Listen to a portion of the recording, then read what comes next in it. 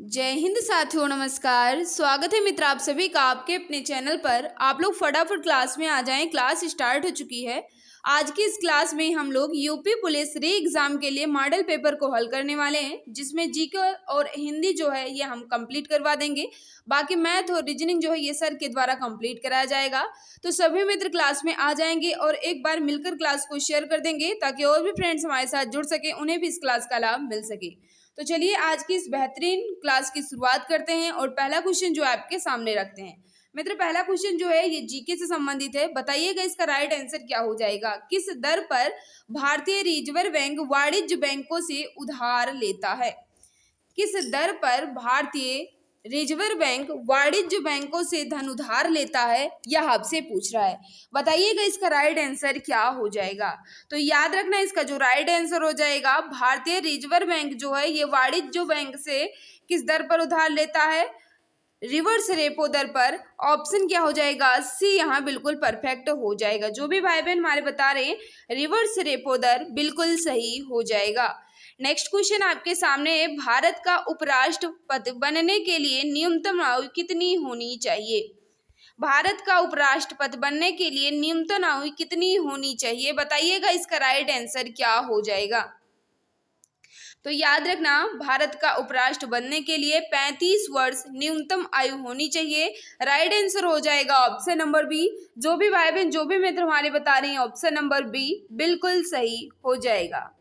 Next आपके सामने question number 3, इसका राइट आंसर आपको बताना है। क्या पूछ रहा है? निम्नलिखित में से कौन सा न्यायिक आदेश उच्च न्यायालय द्वारा किसी व्यक्ति की किसी सार्वजनिक कार्यालय पर अधिकार करने से रोकने के लिए जारी किया जाता है? बहुत ही इंपॉर्टेंट क्वेश्चन है कि फिर से पढ़िएगा। निम्नलिखित में से कौन सा न्यायिक आदेश उच्च न्यायालय द्वारा किसी व्यक्ति की किसी सार्वजनिक कार्यालय पर अधिकार करने से रोकने के लिए जारी किया जाता है? तो याद रखना इसका जो राइट आंसर हो जाएगा अधिकार परीक्षा, जो कि ऑप्शन नंबर डी में है। तो जो भी भाई बहन हमारे बता रहे ऑप्शन नंबर डी बिल्कुल परफेक्ट हो जाएगा। नेक्स्ट आपके सामने क्वेश्चन नंबर 4 आपसे क्या पूछ रहा है? बताइएगा इसका राइट आंसर। चंद्रगुप्त मौर्य का पुत्र कौन था? चंद्रगुप्त मौर्य का पुत्र कौन था, यह आपसे पूछ रहा है। याद रखना इसका जो राइट आंसर हो जाएगा बिंदुसार। चंद्रगुप्त के पुत्र का नाम जो है ये बिंदुसार था और बिंदुसार के पुत्र का नाम अशोक था। तो राइट आंसर क्या हो जाएगा? ऑप्शन नंबर ये यहाँ बिल्कुल परफेक्ट हो जाएगा। चंद्रगुप्त मौर्य के पुत्र का नाम बिंदुसार था, जो कि ऑप्शन नंबर ये में है। तो जो भी भाई बहन हमारे बता रहे ऑप्शन नंबर ये बिल्कुल परफेक्ट हो जाएगा। क्वेश्चन नंबर 5 आपसे पूछ रहा है, जल्दी जल्दी आंसर देने की कोशिश करें मित्र। क्या पूछ रहा है? भारत में तुगलक वंश के बाद कौन सा वंश शासन में आता है? भारत में तुगलक वंश के बाद कौन सा वंश शासन में आता है, यह आपसे पूछ रहा है। फटाफट बता देंगे मित्र इसका राइट आंसर क्या हो जाएगा। तो जो भी भाई बहन हमारे बता रहे हैं बिल्कुल सही। तुगलक वंश के बाद सैयद वंश आता है, जो कि ऑप्शन नंबर डी में है। सबसे पहले कौन सा आता है? सबसे पहले गुलाम वंश आता है। गुलाम वंश के बाद खिलजी वंश आता है। खिलजी वंश के बाद तुगलक वंश आता है। तुगलक वंश के बाद सैयद वंश आता है। सैयद वंश के बाद लोदी वंश आता है। तो यहाँ क्या पूछा गया था? तुगलक वंश के बाद कौन सा वंश आता है? तो याद रखना सैयद वंश आता है, जो कि ऑप्शन नंबर डी में है। तो जो भी भाई बहन हमारे बता रहे ऑप्शन नंबर डी बिल्कुल सही हो जाएगा। किस ग्रह को बौना ग्रह माना जाता है? किस ग्रह को बौना ग्रह माना जाता है, यह आपसे पूछ रहा है। बता दो मित्र इसका राइट आंसर क्या होगा। तो याद रखना इसका जो राइट आंसर हो जाएगा प्लेटो। प्लेटो को बौना ग्रह माना जाता है, जो कि ऑप्शन नंबर सी में है। तो जो भी भाई बहन बता रहे ऑप्शन नंबर सी बिल्कुल सही होगा। बलुआ पत्थर किस प्रकार की चट्टान है? बलुआ पत्थर किस प्रकार की चट्टान है, यह आपसे पूछ रहा है। क्वेश्चन नंबर 7 का बता देंगे राइट आंसर क्या हो जाएगा। याद रखना इसका जो राइट आंसर हो जाएगा अवसादी चट्टान है। बिल्कुल सही बता रहे हो। बलुआ पत्थर किस प्रकार की चट्टान है? अवसादी चट्टान है, जो कि ऑप्शन नंबर डी में दिया गया है। तो जो भी भाई बहन हमारे बता रहे हो ऑप्शन नंबर डी बिल्कुल परफेक्ट हो जाएगा। क्वेश्चन नंबर 8 आपके सामने है। गेहूं एक है। गेहूं एक क्या है? फटाफट बता देंगे इसका राइट आंसर क्या होगा।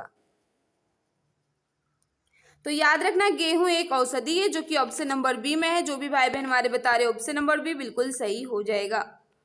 क्वेश्चन नंबर 9 आपके सामने है, पूछ रहा है सांप, कछुआ, छिपकली तथा मगरमच्छ जंतुओं की किस श्रेणी में आते हैं। सांप, कछुआ, छिपकली और मगरमच्छ जो है ये जंतुओं की किस श्रेणी में आते हैं, यह आपसे पूछ रहा है। बताइएगा क्वेश्चन नंबर 9 का राइट आंसर क्या होगा। तो याद रखना इसका जो राइट आंसर हो जाएगा सर सिर्फ ऑप्शन नंबर क्या होगा, सी, यहाँ बिल्कुल परफेक्ट होगा। जो भी भाई बहन जो भी मित्र हमारे बता रही सर सिर्फ बिल्कुल सही हो जाएगा। नेक्स्ट क्वेश्चन आपके सामने क्वेश्चन नंबर 10 है, पूछ रहा है मृदा में जल तनाव मापने के लिए प्रयोग किए जाने वाले यंत्र को क्या कहा जाता है। मृदा में जल तनाव मापने के लिए कौन सा यंत्र प्रयोग किया जाता है, यह आपसे पूछ रहा है। बता देंगे क्वेश्चन नंबर 10 का राइट आंसर क्या होगा। तो याद रखना इसका जो राइट आंसर हो जाएगा तनाव मापी, जो कि ऑप्शन नंबर डी में है। तो जो भी भाई बहन जो भी मित्र हमारे बता रही है ऑप्शन नंबर डी बिल्कुल परफेक्ट हो जाएगा। क्वेश्चन नंबर 11 आपके सामने है, बल का एसआई मात्रक क्या है। बल का एसआई यूनिट आपसे पूछ रहा है, बता देंगे इसका राइट आंसर क्या होगा। तो याद रखना बल का एसआई मात्रक जो है ये न्यूटन होता है, जो कि ऑप्शन नंबर सी में है। तो जो भी भाई बहन बता रही है ऑप्शन नंबर सी बिल्कुल सही हो जाएगा। क्वेश्चन नंबर 12 आपसे क्या पूछ रहा है, निम्नलिखित में से कौन सा एक बुरा ऊष्मा परिचालक है। निम्नलिखित में से कौन एक बुरा ऊष्मा परिचालक है, फटाफट बता देंगे राइट आंसर क्या हो जाएगा क्वेश्चन नंबर 12। तो याद रखना शीशा जो है ये बुरा ऊष्मा परिचालक है, जो कि ऑप्शन नंबर सी में है। नेक्स्ट आपके सामने क्वेश्चन नंबर 13 पूछ रहा है, निम्नलिखित में कौन कंप्यूटर से अस्थायी रूप में डाटा संचित करता है। निम्नलिखित में से कौन कंप्यूटर से अस्थायी रूप से डाटा संचित करता है, बता देंगे इसका राइट आंसर क्या हो जाएगा क्वेश्चन नंबर 13 का। तो जो भी भाई बहन हमारे बता रहे हैं रोम बिल्कुल सही हो जाएगा। जो भी भाई बहन हमारे बता रहे हैं रोम बिल्कुल परफेक्ट बता रहे हो, ऑप्शन नंबर डी वाले हमारे सभी मित्र बिल्कुल सही हो जाएंगे। जंग लगना है, जंग लगना है जो किस प्रकार की क्रिया है, बता देंगे इसका राइट आंसर।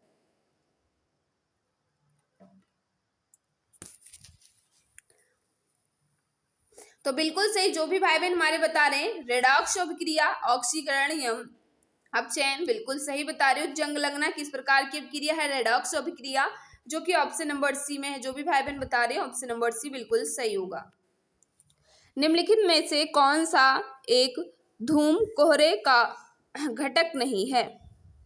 निम्नलिखित में से कौन सा एक धूम कोहरे का घटक नहीं है, यह आपसे पूछ रहा है। तो याद रखना इसका जो राइट आंसर हो जाएगा नहीं है की बात कर रहा है ना मित्र, तो कौन सा नहीं हो जाएगा, क्लोरीन ऑक्साइड। क्लोरीन ऑक्साइड जो है ये धूम कोहरे का घटक नहीं है, बाकी तीनों हैं, यानी जैविक और नाइट्रोजन ऑक्साइड, सल्फर डाइऑक्साइड, ये तीनों हैं। बाकी क्लोरीन ऑक्साइड ये बिल्कुल भी नहीं है। तो ऑप्शन नंबर डी वाले हमारे सभी भाई बहन बिल्कुल सही हो जाएंगे। क्वेश्चन नंबर 16 आपसे पूछ रहा है, नीति आयोग का निर्माण निम्नलिखित में से किस संस्था के स्थान पर किया गया है। नीति आयोग का निर्माण निम्नलिखित में से किस संस्था के स्थान पर किया गया है, यह आपसे पूछ रहा है। तो याद रखना इसका जो राइट आंसर हो जाएगा योजना आयोग। योजना आयोग के स्थान पर नीति आयोग आया है। योजना आयोग कब आया था, तो 15 मार्च 1950 को। 15 मार्च 1950 को योजना आयोग की स्थापना हुई थी। योजना आयोग के स्थान पर नीति आयोग जो है ये कब आया, 1 जनवरी 2015 को। तो राइट आंसर क्या हो जाएगा, जो भी भाई बहन हमारे बता रहे योजना आयोग बिल्कुल सही बता रहे हो। नेक्स्ट आपके सामने इसका राइट आंसर आपको बताना है, पहली काम करने वाली लेजर का आविष्कार किसने किया था। पहली काम करने वाली लेजर का आविष्कार किसने किया था, यह आपसे पूछ रहा है। तो याद रखना इसका जो राइट आंसर हो जाएगा, जो भी भाई बहन हमारे बता रहे हैं टी.एच. मेमन, बिल्कुल सही बता रहे हो। ऑप्शन नंबर सी वाले हमारे सभी भाई बहन बिल्कुल सही हो जाएंगे। क्वेश्चन नंबर 18 जो है मित्र, इसे मिलान करना है, बताइएगा इसका राइट आंसर क्या होगा। सोच समझ कर सभी मित्र आंसर देंगे, पहले मिलान करिए फिर उसके बाद आंसर बताइए।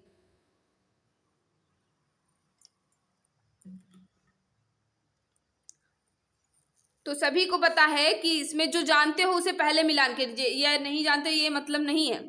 जैसे आप जानते हैं उसका पहले मिलान करिए, ऑप्शन देख लीजिएगा। तो इसमें क्या हो जाएगा, हरिप्रसाद चौरसिया जो है ये बांसुरी से है। हरिप्रसाद चौरसिया जो है ये बांसुरी से है, ये सबको पता है। और जाकिर हुसैन जो है ये तबला से हैं, ये सबको पता है, ये बहुत ही कॉमन क्वेश्चन है। गौरी शंकर देवीलाल जो है ये नहीं पता है, तब भी आप इन दोनों में बता सकते हो कि हरिप्रसाद चौरसिया जो है बांसुरी से है, यानी दूसरा जो है ये होगा। तो दूसरा ये किसमें है, ऑप्शन नंबर सी पर ही है, यानी गौरी शंकर देवीलाल जो है मित्र ये कथक से हो जाएंगे, बाकी MF हुसैन जो है ये चित्रकला से हो जाएंगे। फिर से देखिएगा, गौरी शंकर देवी लाल जो है मित्र ये कथक से हो जाएंगे, हरिप्रसाद चौरसिया जो है ये बांसुरी से हो जाएंगे, MF हुसैन जो है ये चित्रकला से हो जाएंगे, जाकिर हुसैन जो है ये तबला से हो जाएंगे। तो राइट आंसर क्या हो जाएगा, सी यहाँ बिल्कुल परफेक्ट होगा। जो भी भाई बहन जो भी मित्र हमारे बता रहे हो, ऑप्शन नंबर सी बिल्कुल परफेक्ट हो जाएगा। क्वेश्चन नंबर 19 आपके सामने पास्कल इकाई है। पास्कल जो है ये किसकी इकाई है, यह आपसे पूछ रहा है।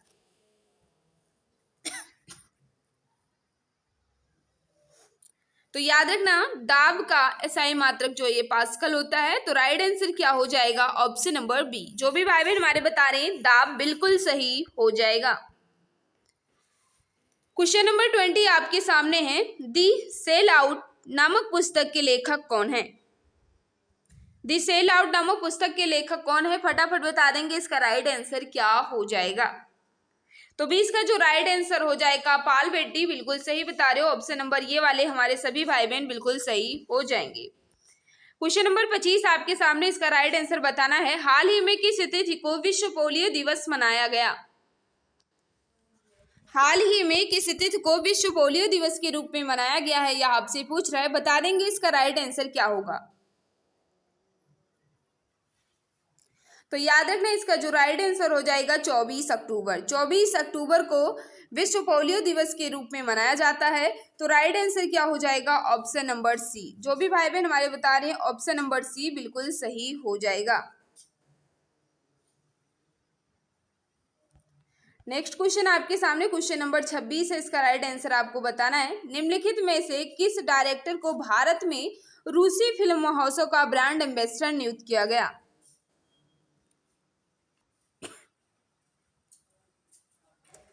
निम्नलिखित में से किस डायरेक्टर को भारत में रूसी फिल्म महोत्सव का ब्रांड एम्बेसडर नियुक्त किया गया, यह आपसे पूछ रहा है। तो याद रखना इसका जो राइट आंसर हो जाएगा इम्तियाज अली, जो कि ऑप्शन नंबर डी में है। तो जो भी भाई बहन हमारे बता रहे हैं ऑप्शन नंबर डी बिल्कुल सही हो जाएगा। नेक्स्ट क्वेश्चन आपके सामने है, लखनऊ में फिर खाली स्थान दिया गया है क्षेत्रीय केंद्र प्रिंट मेकिंग, मूर्तिकला, मिट्टी के बर्तन और चित्रकला के विषयों में कलाकारों का कार्य सुविधाएं प्रदान करने के लिए स्थापित किया गया। क्या स्थापित किया गया, यह आपसे पूछ रहा है। तो याद रखना इसका जो राइट आंसर हो जाएगा ललित कला अकादमी, जो कि ऑप्शन नंबर बी में है। तो जो भी भाई बहन हमारे बता रहे ऑप्शन नंबर बी बिल्कुल सही हो जाएगा। नेक्स्ट क्वेश्चन क्वेश्चन नंबर 28 आपके सामने है। उत्तर प्रदेश की भौगोलिक सीमा सर्वाधिक राज्यों को स्पर्श करती है। निम्नलिखित में से कौन सा राज्य इनमें शामिल नहीं है। यानी आपसे पूछ रहा है मित्र उत्तर प्रदेश के साथ कौन सा राज्य जो है सीमा साझा नहीं करता। ऑप्शन के तौर पर आपको बताने हैं। 8 राज्य लगते हैं और एक केंद्र शासित प्रदेश लगता है। 8 राज्यों में कौन कौन लगते हैं, तो याद रखना उत्तराखंड लगता है, और उसके बाद में हिमाचल प्रदेश लगता है, झारखंड लगता है, और छत्तीसगढ़ लगता है, मध्य प्रदेश, बिहार, हरियाणा और राजस्थान। तो इसमें कौन नहीं है, उड़ीसा नहीं, उड़ीसा बिल्कुल भी नहीं लगता। उत्तराखंड लगता है, मध्य प्रदेश और झारखंड, उसके बाद छत्तीसगढ़, बिहार, हरियाणा, राजस्थान, हिमाचल प्रदेश, ये सब लगते हैं, लेकिन उड़ीसा नहीं लगता। तो राइट आंसर क्या हो जाएगा, ऑप्शन नंबर बी वाले हमारे सभी भाई बहन बिल्कुल सही हो जाएंगे। क्वेश्चन नंबर 29 आपके सामने पहले खाली स्थान दिया गया है कि उत्तर प्रदेश के हिमालयी पहाड़ी क्षेत्र में उत्तराखंड नामक एक नया राज्य अस्तित्व में आया। कब आया, यह आपसे पूछ रहा है।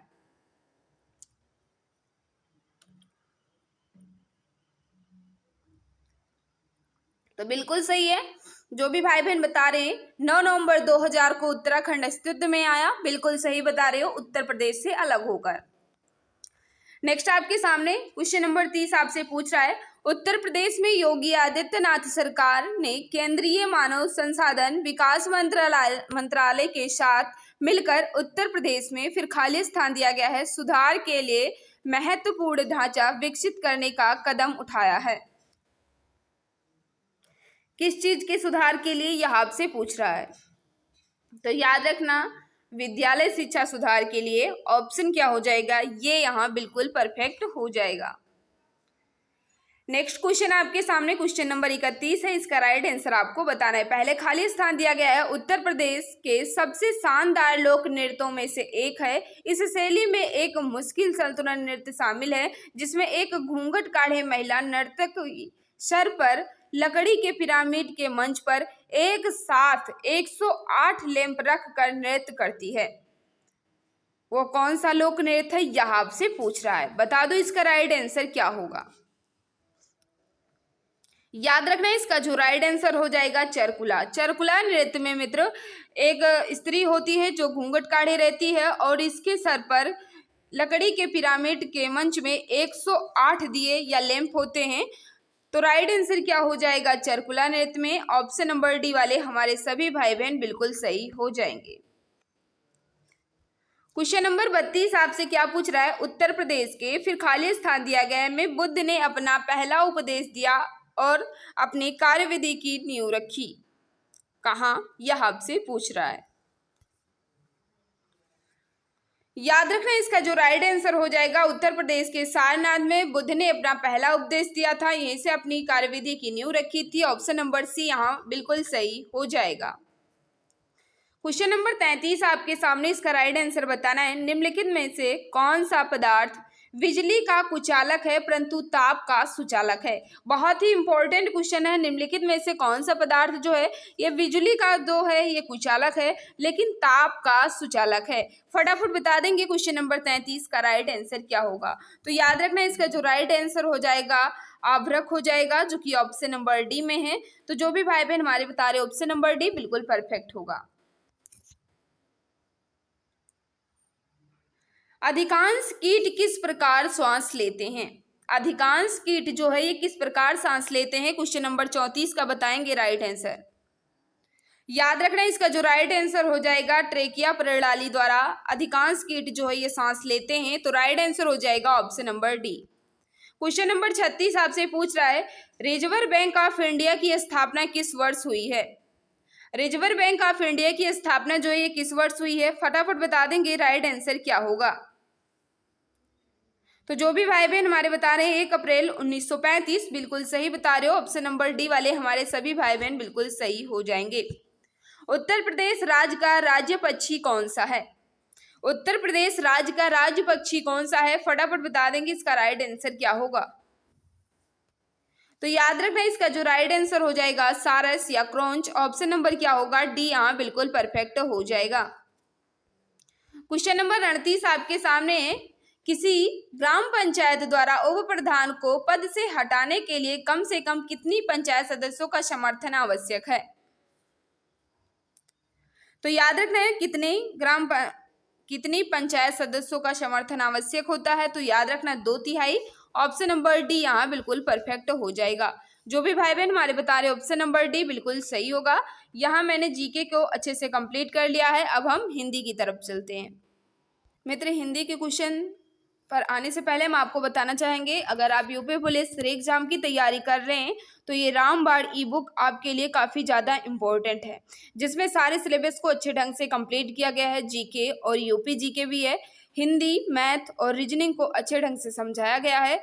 अगर आप इस ई बुक को अच्छे ढंग से पढ़ लेते हैं तो आपको बहुत ज़्यादा फायदा मिलेगा। किसी कोर्स की ज़रूरत नहीं पड़ेगी मित्र, बस आपको बार बार इसी ई बुक को पढ़ना है और ज़्यादा से ज़्यादा प्रैक्टिस करना है। अगर आप इस ई बुक को लेना चाहते हैं मित्र तो दिए गए व्हाट्सएप नंबर पर मैसेज कर इस ई बुक के बारे में जानकारी प्राप्त कर सकते हो और मात्र 39 रुपये में आप इस ई बुक को ले सकते हो। अभी छूट चल रही है, अभी आपको 39 रुपये में मिल जाएगा, 49 में नहीं, केवल 39 में आपको इस प्राइस में आपको अभी ई बुक मिल जाएगी, नहीं तो बाद में 99 की ये ई बुक हो जाएगी। अगर आप लेना चाहते हैं मित्र तो दिए गए व्हाट्सएप नंबर पर मैसेज कर जानकारी प्राप्त कर सकते हो और इस ई बुक को ले सकते हो। चलिए, मैंने 38 तक जीके को कंप्लीट किया। अब आपके सामने आ गया है क्वेश्चन नंबर 39 जो कि जीके हिंदी से संबंधित है। 38 तक आपका जीके था, 39 से आपकी हिंदी स्टार्ट है। तो बताइएगा इसका राइट आंसर क्या होगा। मित्र जल्दी जल्दी आंसर देने की कोशिश करना। कोई भी मित्र ये नहीं सोचेगा कि सोचना समझना, यानी हिंदी देखते ही आंसर आ जाना चाहिए। मैथ और रीजनिंग नहीं है मित्र कि आपको टाइम लगेगा। जो भी भाई बहन जो भी मित्र हमारे साथ नए हैं वह चैनल को सब्सक्राइब कर बेल आइकन को प्रेस कर लेंगे ताकि क्लास की नोटिफिकेशन टाइम टू टाइम मिलती रहे। जिस भाई बहन ने अभी तक क्लास को लाइक नहीं किया वे क्लास को लाइक कर देंगे। तो हिंदी का पहला क्वेश्चन आपसे क्या पूछ रहा है, क्वेश्चन नंबर 39 है। निम्न में सर्वनाम शब्द है, सर्वनाम शब्द का चयन करना है। फटाफट बता देंगे इसका राइट आंसर क्या होगा। तो याद रखना इसका जो राइट आंसर हो जाएगा कुछ। कुछ जो है यह अनिश्चयवाचक सर्वनाम के अंतर्गत आएगा। राइट आंसर हो जाएगा ऑप्शन नंबर सी। जो भी भाई बहन जो भी मित्र हमारे बता रहे हैं ऑप्शन नंबर सी बिल्कुल परफेक्ट हो जाएगा। क्वेश्चन नंबर 40 आपसे क्या पूछ रहा है, निम्न में विशेषण शब्द है। विशेषण शब्द का चयन करना है। फटाफट बता दो मित्र इसका राइट आंसर। तो याद रखना इसका जो राइट आंसर हो जाएगा शांत। शांत जो है ये विशेषण है। ऑप्शन नंबर डी वाले हमारे सभी मित्र बिल्कुल सही हो जाएंगे। क्वेश्चन नंबर 41 आपसे क्या पूछ रहा है, निम्न में प्रेरणार्थक क्रिया है। प्रेरणार्थक क्रिया किसमें है ये आपसे पूछ रहा है। तब याद रखना मित्र प्रेरणार्थक क्रिया उसे कहते हैं जब कर्ता स्वयं कार्य न कर कर किसी से करवाता है तो वहां प्रेरणार्थक क्रिया हो जाती है। तो प्रेरणार्थक क्रिया दिए गए ऑप्शनों में से कौन सा है ये आपसे पूछ रहा है। बताओ इसका राइट आंसर क्या होगा। तो याद रखना इसका जो राइट आंसर हो जाएगा जगाना। जगाना जो ये प्रेरणार्थक क्रिया है। ऑप्शन नंबर बी वाले हमारे सभी भाई बहन बिल्कुल सही हो जाएंगे। नेक्स्ट आपके सामने निम्न में अव्यय है। अव्यय आपको बताना है। फटाफट बता देंगे इसका राइट आंसर क्या होगा। मित्र अव्यय उसे कहते हैं, अव्यय जो है अविकारी हो जिसपे लिंग वचन कारक का कोई भी इफेक्ट नहीं पड़ता उन्हें अव्यय कहा जाता है। तो आह जो है यहाँ अव्यय हो जाएगा। ऑप्शन नंबर हमारे सी वाले सभी भी भाई बहन बता रहे हैं जो बिल्कुल सही बता रहे हैं। नेक्स्ट आपके सामने क्वेश्चन नंबर 43 आपसे क्या पूछ रहा है, आंख का पर्यायवाची। आंख का पर्यायवाची या समानार्थी जो है ये किस विकल्प में है। बताइएगा इसका राइट आंसर क्या होगा।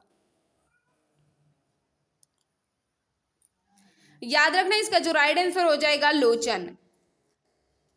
आंख का पर्यायवाची जो है ये नेत्र, लोचन, नयन ये सब होते हैं। तो ऑप्शन में जो दिया गया है लोचन दिया गया है, बिल्कुल सही है। ऑप्शन नंबर ये वाले हमारे सभी मित्र बिल्कुल सही हो जाएंगे।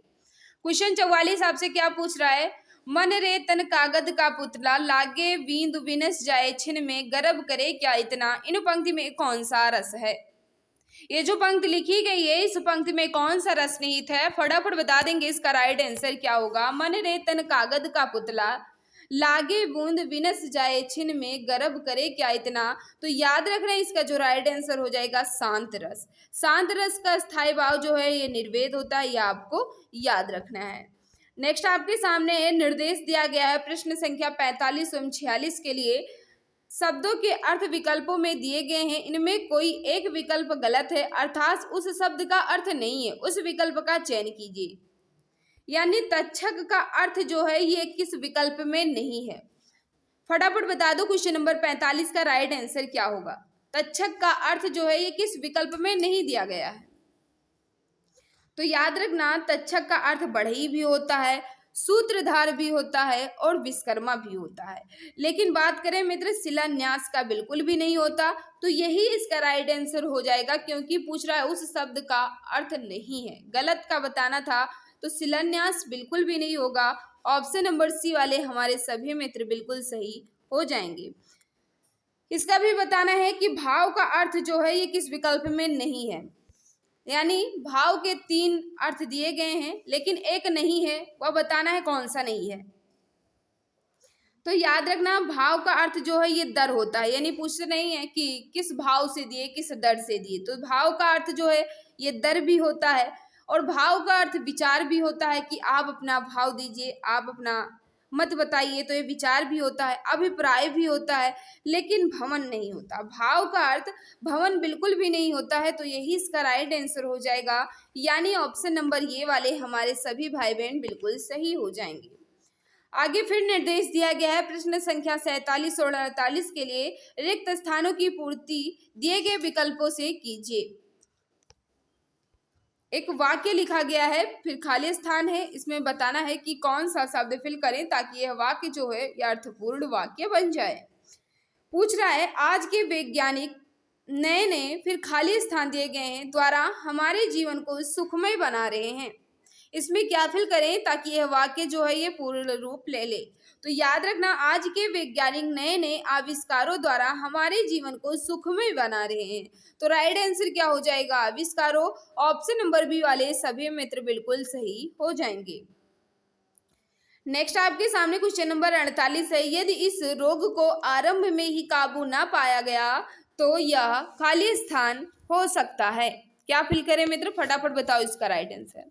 तो याद रखना संक्रामक। ये क्या हो सकता है? संक्रामक हो सकता है। तो राइट आंसर क्या हो जाएगा? ऑप्शन नंबर ये बिल्कुल सही होगा। सतशास्त्र समुचित संधि विच्छेद है। सतशास्त्र का संधि विच्छेद आपसे पूछ रहा है, फटाफट बता देंगे इसका राइट आंसर क्या होगा। सत प्लस शास्त्र होगा जो कि ऑप्शन नंबर बी में है। तो जो भी भाई बहन बता रहे ऑप्शन नंबर बी बिल्कुल सही हो जाएगा। युद्ध में स्थिर रहने वाला किस समास का विग्रह पद है?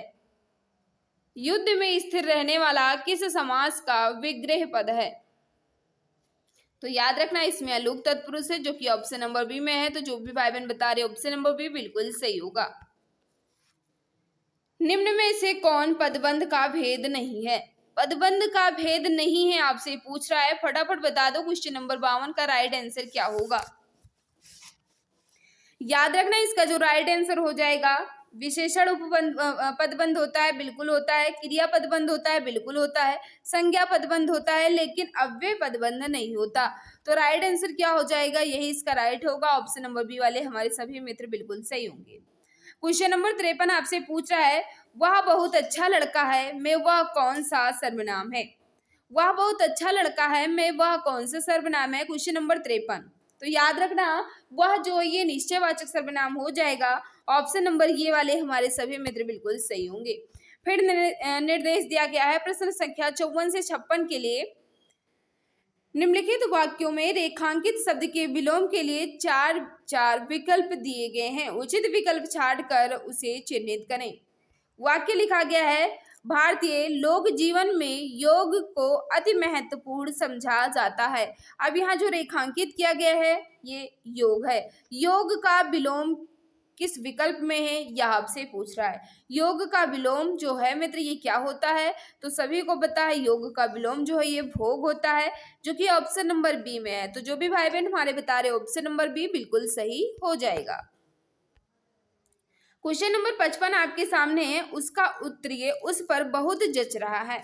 अब उत्तरीय का विलोम आपसे पूछ रहा है, फटाफट बता दो इसका राइट आंसर क्या होगा। तो याद रखना उसका उत्तरीय, उत्तरीय का यहाँ विलोम पूछ रहा है विपरार्थक या विरुद्धार्थी। तो यहाँ क्या हो जाएगा? अधोवस्त्र, जो कि राइट आंसर हो जाएगा option number D. Question number 56 आपसे क्या पूछ रहा है? लंबी योग साधना से उसका ओजस्वी चेहरा देखते ही बनता था। अब ओजस्वी का क्या पूछना है? विलोम बताना है। ओजस्वी का विलोम आपको बताना है, फटाफट बता देंगे राइट आंसर क्या हो जाएगा। तो बिल्कुल सही है, क्रांतिहीन होगा जो कि ऑप्शन नंबर सी में है। तो ऑप्शन नंबर सी वाले हमारे सभी मित्र बिल्कुल सही होंगे। शैतान की आंत इस मुहावरे का उपयुक्त अर्थ है। शैतान की आंत इस मुहावरे का उचित अर्थ आपको बताना है। याद रखना मित्र इसका जो राइट आंसर हो जाएगा बहुत लंबी वस्तु। बहुत लंबी वस्तु जो है ये शैतान की आंत इस मुहावरे का उचित अर्थ है। ऑप्शन बी वाले हमारे सभी भाई बहन बिल्कुल सही होंगे। प्रत्यक्ष के द्वारा अप्रत्यक्ष का चमत्कार पूर्व वर्णन किस अलंकार का लक्षण है? प्रत्यक्ष के द्वारा अप्रत्यक्ष का चमत्कार पूर्व वर्णन किस अलंकार का लक्षण है? तो याद रखना अनुमान अलंकार का राइट आंसर हो जाएगा ऑप्शन नंबर ये। नेक्स्ट आपके सामने क्वेश्चन नंबर 59 है। हिंदी खड़ी बोली किस अपभ्रंश से विकसित हुई है? हिंदी खड़ी बोली जो है ये किस अपभ्रंश से विकसित हुई है? हिंदी की खड़ी बोली को कौरवी भी कहा जाता है। ये पश्चिमी हिंदी से विकसित हुई है। फटाफट बता देंगे ये किस उपभाषा से विकसित हुई है, यह किस अपभ्रंश से विकसित हुई है, यह आपको बताना है। तो याद रखना इसका जो राइट आंसर हो जाएगा सौरी सैनी अपभ्रंश से। राइट आंसर हो जाएगा ऑप्शन नंबर बी। नेक्स्ट आपके सामने क्वेश्चन नंबर 60 आपसे क्या पूछ रहा है बताइएगा इसका राइट आंसर। द्विवेदी युगीन रचना जय भारत के रचनाकार हैं। द्विवेदी युगीन रचना जय भारत के रचनाकार कौन है? Question number 60। तो याद रखना इसका जो राइट आंसर हो जाएगा मैथिली शरण गुप्त। ऑप्शन नंबर ये वाले हमारे सभी भाई बहन बिल्कुल सही हो जाएंगे। फिर वही क्वेश्चन है, क्वेश्चन नंबर 61 अब आपसे पूछ रहा है, इसका राइट आंसर बताना है। कवि ने समाज सुधार के अंतर्गत किसका उपदेश नहीं दिया है? कवि ने समाज सुधार के अंतर्गत किसका उपदेश नहीं दिया है? मूर्ति पूजा का विरोध किया है, बिल्कुल विरोध किया है। जाति प्रथा का खंडन किया है, बिल्कुल किया है। हिंदू मुस्लिम का पाखंड का खंडन किया है, बिल्कुल किया है। लेकिन इन्होंने किसमें कौन सा उपदेश नहीं दिया है? स्त्री पुरुष की समानता का उपदेश बिल्कुल भी नहीं दिया है। तो यही इसका राइट आंसर हो जाएगा। जायसी द्वारा रचित पद्मावत निम्न में से क्या है? जायसी द्वारा रचित पद्मावत निम्न में से क्या है? याद रखना इसका जो राइट आंसर हो जाएगा समाज स्वयक्ति। ऑप्शन नंबर क्या होगा? सी यहाँ बिल्कुल परफेक्ट होगा। कौन सी भाषा में लिखी गई है? अवधी। ये भी आपको याद रखना है। क्वेश्चन नंबर 73 से 75 निर्देश दिया गया है। प्रत्येक प्रश्न वाक्य में एक अधोरेखांकित शब्द है, उसके नीचे लिखे शब्दों में से 3 अशुद्ध वाक्य अशुद्ध रूप में लिखे गए हैं, चौथे शुद्ध रूप में लिखे गए हैं, चयन करें। यानी आपके सामने एक वाक्य लिखा गया है, एक वाक्य में एक शब्द जो है रेखांकित किया गया, उस रेखांकित शब्द का शुद्ध रूप आपको दिए गए विकल्पों में से बताना है। उस कवयित्री की कविताएं बहुत पसंद की गईं। उस कवयित्री की कविताएं बहुत पसंद की गईं। यहाँ कवयित्री का शुद्ध रूप आपको बताना है। याद रखना कवयित्री होता है जो कि ऑप्शन नंबर डी में है। तो जो भी भाई बहन हमारे बता रहे हैं ऑप्शन नंबर डी बिल्कुल परफेक्ट हो जाएगा। प्रधानमंत्री ने भाषण की श्रुतलिपि उसने उसी समय ले ली। प्रधानमंत्री के भाषण की श्रुतलिपि उसने उसी समय ले ली। श्रुतलिपि का शुद्ध अर्थ आपसे पूछ रहा है। श्रुतलिपि का शुद्ध वर्तनी आपसे पूछ रहा है, फटाफट बताओ। तो इसका जो राइट आंसर हो जाएगा श्रुतलिपि होता है। ऑप्शन नंबर क्या होगा? श्रुतलिपि। ऑप्शन नंबर बी वाले हमारे सभी भाई बहन बिल्कुल सही होंगे। भग्गू सेठ तो बहुत ही दुष्चरित व्यक्ति हैं। भग्गू सेठ तो बहुत ही दुष्चरित व्यक्ति हैं। इसमें दुष्चरित का शुद्ध रूप आपसे पूछ रहा है। याद रखना इसका जो राइट आंसर हो जाएगा ऑप्शन नंबर ये। जो भी भाई बहन हमारे बता रहे हैं ऑप्शन नंबर ये बिल्कुल सही हो जाएगा। दुष्चरित का शुद्ध रूप जो है ऑप्शन नंबर ये में दिया गया है। तो मित्र यहाँ मैंने हिंदी और जीके को अच्छे ढंग से कंप्लीट कर लिया है। आज की इस क्लास में आपका स्कोर कितना रहा कमेंट बॉक्स में ज़रूर बताना। बाकी बचता है हिंदी मैथ और रीजनिंग जो सर के द्वारा कंप्लीट कराया जाएगा। अगर आप लोगों को ये क्लास अच्छी लगी है तो प्लीज़ मित्र अपना फीडबैक कमेंट में ज़रूर देना। कहीं भी कोई डाउट है तो बेझिझक आप कमेंट कर पूछ सकते हैं, मैं जवाब देने की पूरी कोशिश करूंगी। गद्यांश को हम छोड़ देते हैं मित्र, क्योंकि गद्यांश जो है ये स्वयं करने की चीज़ होती है। इसकी PDF कहाँ मिलेगी? तो याद रखना इसकी PDF हमारे Telegram channel exam Guruji by Arvind sir पर मिल जाएगी। वहाँ से आप इसे पुनः रिवाइज कर लेना। कहीं भी कोई डाउट है तो पूछ सकते हो मित्र। क्लास कैसी भी लगी हो अपना फीडबैक जरूर देना। जिस भाई बहन ने अभी तक क्लास को लाइक नहीं किया है वे क्लास को लाइक कर देंगे, और जो भी प्यारे भाई बहन जो भी मित्र हमारे साथ नए हैं वो चैनल को सब्सक्राइब कर बेल आइकन को प्रेस कर लेंगे ताकि क्लास की नोटिफिकेशन टाइम टू टाइम मिलती रहे। तो मित्र आज की इस क्लास में बस इतना ही। सभी को बाय बाय, सभी को नमस्कार। जय हिंद, जय भारत, वंदे मातरम।